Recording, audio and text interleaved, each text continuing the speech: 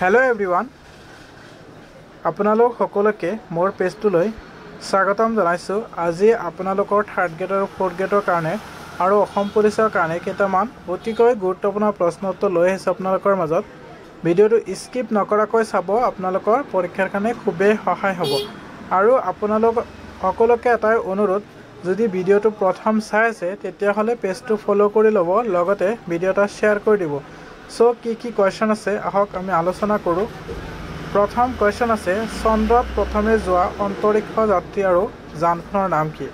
উত্তৰ Neil Armstrong, Edwin aldrin, Michael Collins. 21 July 1969 Apollo 11 America, মনত ৰাখিব। কুৱেশ্যন নম্বৰ 2 আছে, বিশ্বৰ কোনখন ঠাইত সূৰ্যটো সেউজীয়া দেখা পায়? বিশ্বৰ কোনখন ঠাইত সূৰ্যটো সেউজীয়া দেখা পায়? উত্তৰ এণ্টাৰ্কটিকাত কি দেখা পায়? সূৰ্যটো সেউজীয়া দেখা পায়, মনত ৰাখিব এণ্টাৰ্কটিকাত। কুৱেশ্যন নম্বৰ 3, সূৰ্যৰ ৰশ্মি পৃথিৱীত কিমান দেৰিকৈ পৰে?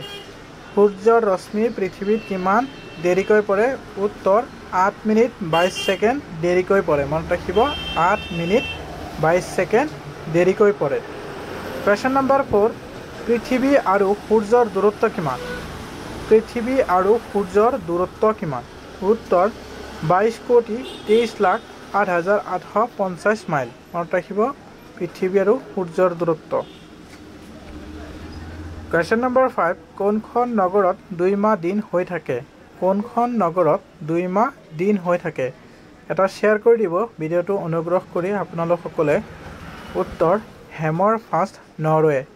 কি হয়? 2 মাহ দিন হৈ থাকে, মনত ৰাখিব হেমৰ ফাষ্ট নৰৱেত 2 মাহ দিন হৈ থাকে। কুৱেশ্যন নম্বৰ 6, পৃথিৱীৰ কোনখন ঠাইত 6 মাহ দিন আৰু 6 মাহ ৰাতি হয়?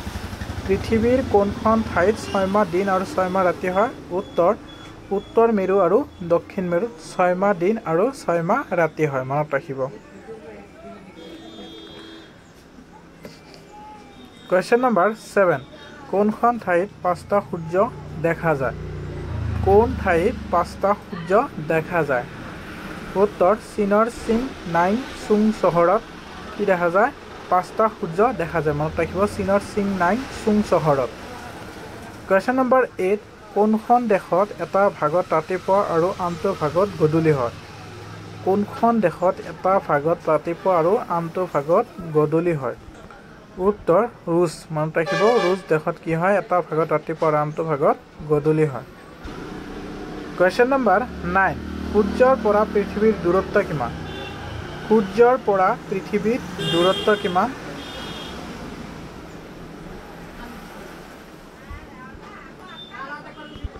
উত্তৰ 149.8 মিলিয়ন কিলোমিটাৰ। কুৱেশ্যন নম্বৰ 10, বিশ্বৰ সৰ্বাধিক বৰষুণ ক'ত হয়? আমি সকলোৱে জানো বিশ্বৰ সৰ্বাধিক বৰষুণ ক'ত হয়? চেৰাপুঞ্জীত, অৰ্থাৎ মেঘালয়ৰ চেৰাপুঞ্জীত হয়, মনত ৰাখিব মেঘালয়ৰ চেৰাপুঞ্জীত বিশ্বৰ সৰ্বাধিক বৰষুণ হয়। কুৱেশ্যন নম্বৰ 11, প্ৰথম কৃত্ৰিম উপগ্ৰহ কোনখন দেশে এৰিছে?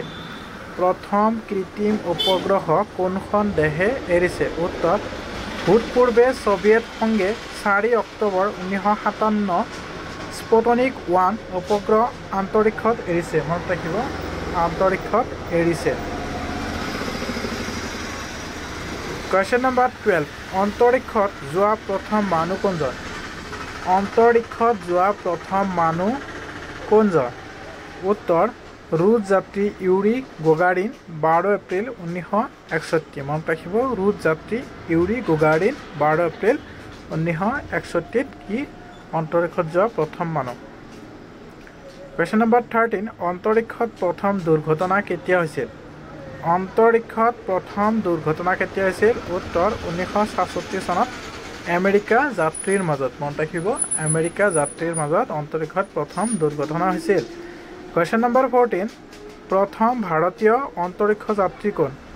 প্ৰথম ভাৰতীয় অন্তৰিক্ষ যাত্ৰী কোন? উত্তৰ ৰাকেশ শৰ্মা, 3-11 এপ্ৰিল 1984 চন, মনত ৰাখিব প্ৰথম ভাৰতীয় অন্তৰিক্ষ যাত্ৰী। কুৱেশ্যন নম্বৰ 15, চন্দ্ৰৰ পৰা পৃথিৱী কোনখন ঠাইত স্পষ্টকৈ দেখা পায়? চন্দ্ৰৰ পৰা পৃথিৱী কোনখন ঠাই স্পষ্টকৈ দেখা পায়? উত্তৰ চীনৰ দুৱাৰ কি কৰে?